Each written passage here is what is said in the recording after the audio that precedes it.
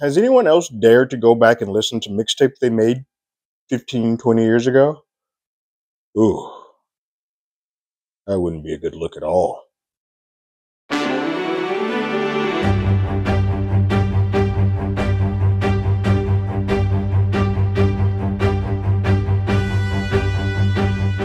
Hello, everyone. Terrence here with Hollywood Already Did. If you haven't already, go ahead, like, share, subscribe to the channel, leave a comment, ring that bell below. Anytime we have something, you will be among the first to know. Episode 6 of Dope Thief is here. It's called Love Songs from Mars. Look, I think, if I were to be honest with you guys, had this show started with episodes 3 and 4 and the energy and the level of entertainment that those two episodes brought as the start, I wouldn't be talking about this show. I would have stopped a long time ago. Those first 2 episodes were pure fire. And unfortunately, this show has never really gone back to recapturing that energy, that feel, that essence since that point. We've had, I wouldn't even say we've had moments. We have not had moments that hit those 2 levels. We've had some episodes that I've liked, more of a comedic tone to it, but the energy and intensity that you felt in those first 2 episodes never sort of returned in this series. Until the very end of this, but I think it might be a little too late for when it does occur in this particular episode. This episode of TV feels like a bottle episode, and it's not 100%. It's kind of a quasi episode because we do spend the last 10 minutes at a different location, but all of this episode pretty much takes place at one location, and any of the characters that are involved sort of circulate and come around to this one spot. What's crazy is that an inciting incident happens at the end of the last episode. Raymond gets shot. And so the majority of this episode is sort of the ramifications of that. You have sort of the circling of like buzzards of the Mexican cartel sort of circling Raymond's house until he makes himself seen or visible so that they can finish off the job. That should feel like we're on pins and needles on the edge of our seat for the entire 40 minutes of this episode. And you don't get that energy until the last 15 minutes once we leave that spot. And so those first 30 minutes are a lot of good acting, but meandering. And this show, I feel like, has done a really good job from episode 3 to now of just sort of walking through the paces when those first 2 episodes felt like we were sprinting. This episode picks up right at the end of the last episode where Bart is looking at the body of the person that he shot. He looks at the tattoos and sort of he is aware of where this person comes from and aware of who this person is. We subsequently learn that this person specifically is a Mexican cartel cleaner, which he deduces that if they're a cleaner, they are being sent to remove all things that have something to do with giving information or telling secrets about something that they have. And so he becomes pretty aware that whoever was sent here is going to be followed up by other people because this job has not been completed. While he's out there, Teresa's inside trying to take care of Raymond, who is just in a bad way. He is going in and out of consciousness. He's going in and out of random sites. He's already paranoid, but he's going in and out of states of more paranoia, deliriousness. He is in a bad way, and he doesn't want to go to the doctor. He doesn't want to go to the hospital. He wants no cops, hospital involved because the cops make sense because he doesn't know who's on the up and who's giving information and who's dirty and who's not. Hospital makes a little less sense, but I do understand that he doesn't want to leave the home because it is not safe for him or anybody else for that matter. Bart is doing his best to try and take care of Raymond. He takes a hot piece of metal and puts it on fire on the stove to sort of make it basically a means to cauterize the wound a little bit, slow down the bleeding. It sends Raymond to a very visceral scream. Meanwhile, while all of this is happening, we find out that the DEA is listening. They have sort of sent Bart out as a worm to go get information from Raymond, to find intel, to see who's coming in and out of that house, to get information, to see who is giving Raymond the insight, because they feel like Raymond has a big enterprise in what he's doing, and that he has a bigger person above him that is feeding him information as to who to hit, and they think it's DEA related. So they're trying to find out that information. So they're using Bart as sort of a hook. And Bart's aware of this. We learn later on that he was sort of given the option that he can hear about his son dying while he is in prison, or he can go see his son and maybe try to make it a better situation for him. And so he's wearing an ankle monitor that he fully is aware has a wire on it. But Mark at the DA agency is willing to sort of toe that line of sacrificing Raymond enough to get the intel that he wants. And for the first time, Mina is kind of like, well, hold on. I want to bring Raymond in. I want him to fry for what he's done to me and to Jack, but he's no good to us. He can't testify to us if he's dead. And right now, he is dying. So you need to send somebody over there. And Mark's like, no, he's fine. He's not dying. He's probably just a little high, but it's not that bad.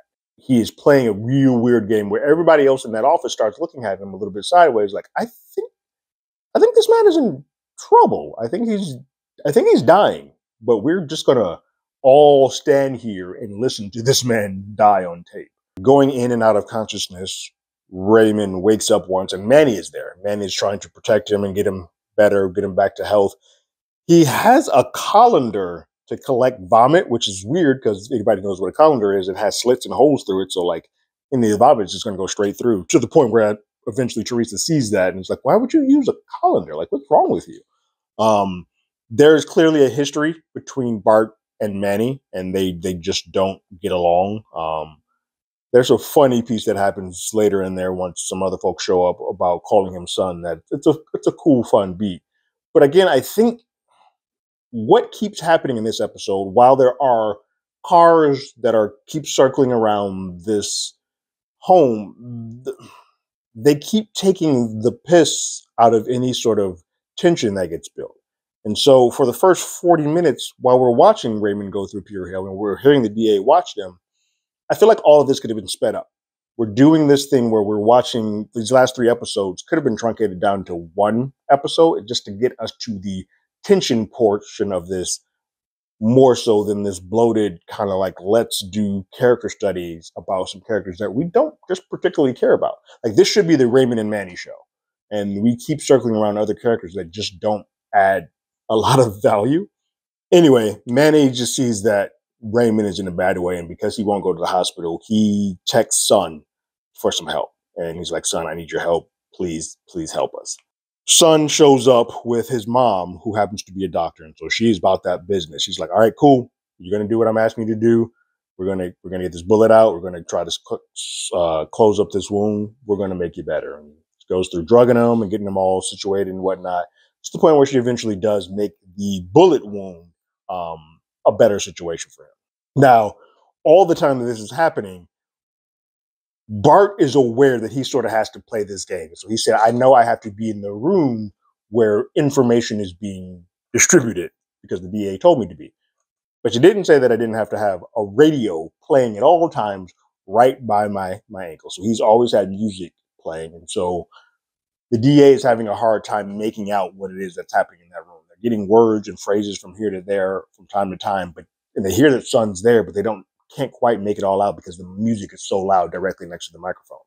Son's mom tells him, like, hey, look, I got this wound taken care of, but there's a second wound that's up here that is causing more danger and is causing him to go into sepsis. It's causing him to get, it's going to kill him. If we don't get him to the hospital, he is going to die from that. And they're like, okay, well, we got to move. But they all are sort of freaking out because the buzzards keep sort of circling around and saying, the second we step out of this house, we're going to get fired upon. It's at that point that Raymond sort of gets enough energy to sort of take things into his own matter. And he says, look, I'm the one they want. I'm the problem. If I take myself off the board, you guys should all be fine. So he barricades himself into the attic. He locks the door and goes up there.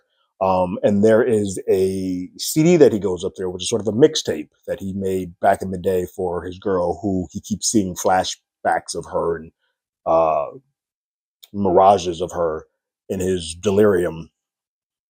But it's an old mixtape that that anytime you made a mixtape, if you were recording songs off the radio, if I'm dating myself, or you're recording songs or burning songs into MP3s or whatnot,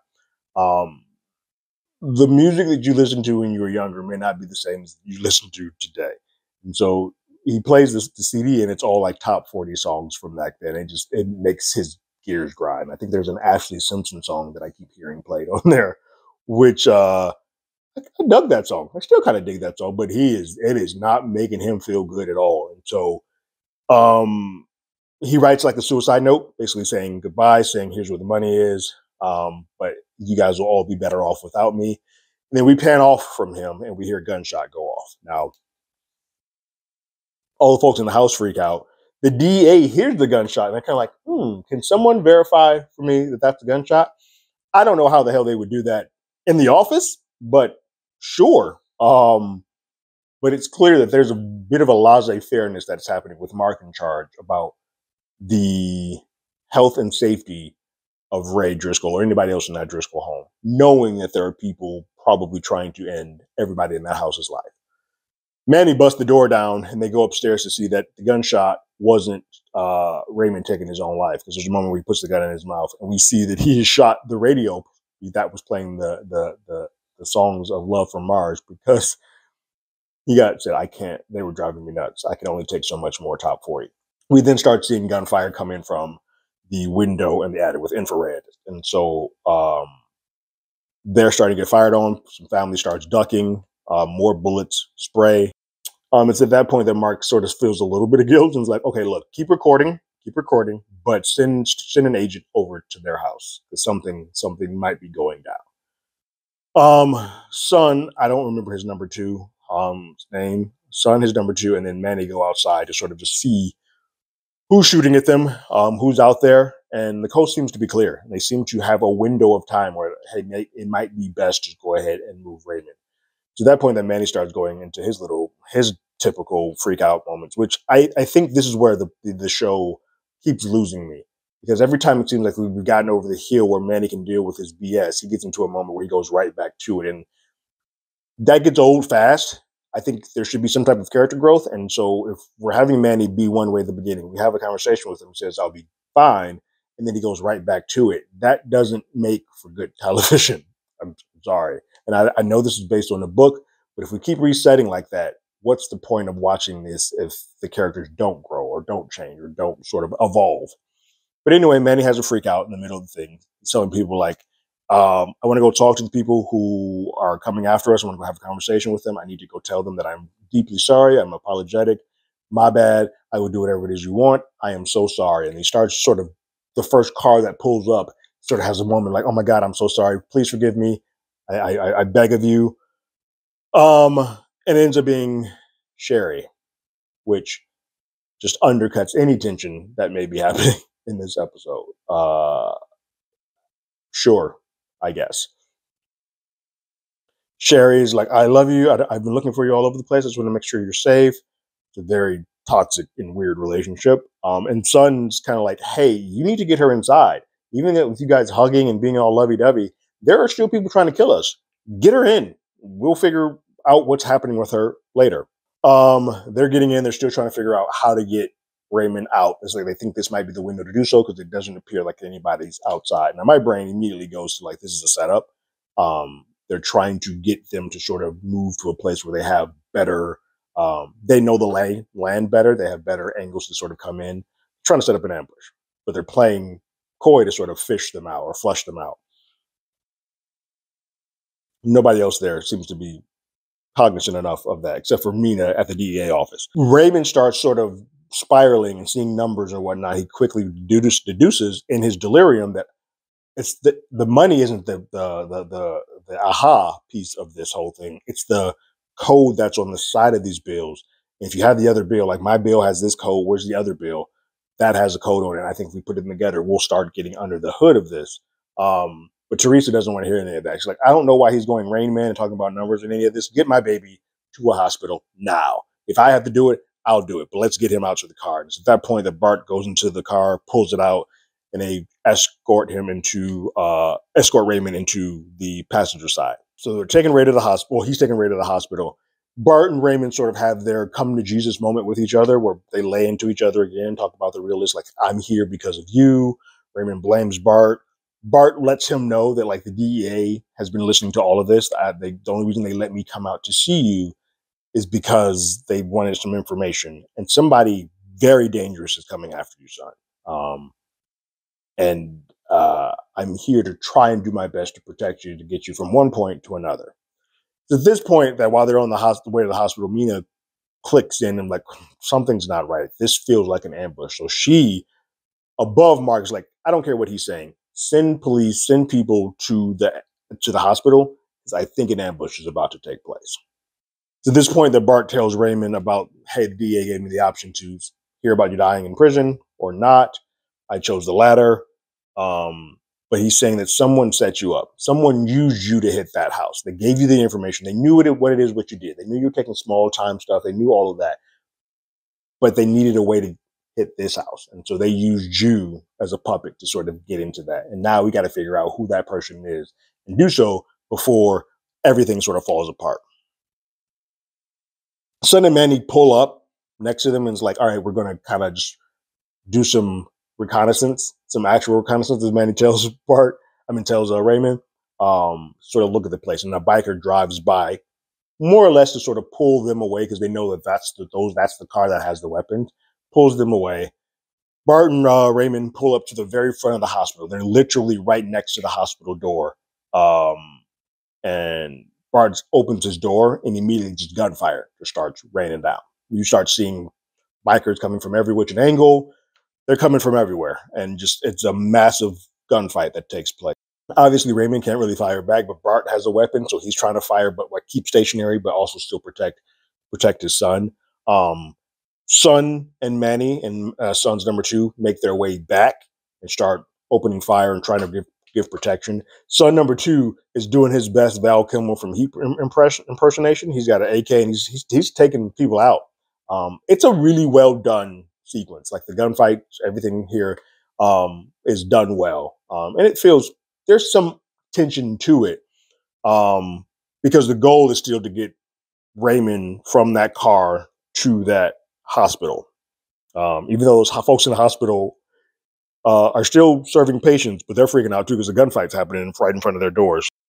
Eventually, Son and Son's number 2 give enough cover to Manny for Manny to get around to Bart's car, open up the door, get Raymond, and escort him into the hospital. And he does so, puts him on a bed, and lets him go up the elevator. Now, while that sort of visual is occurring, there's a moment where he sees his old deceased girlfriend. He's like, you got to let me go. Like, you keep holding on to me. You need to let me go.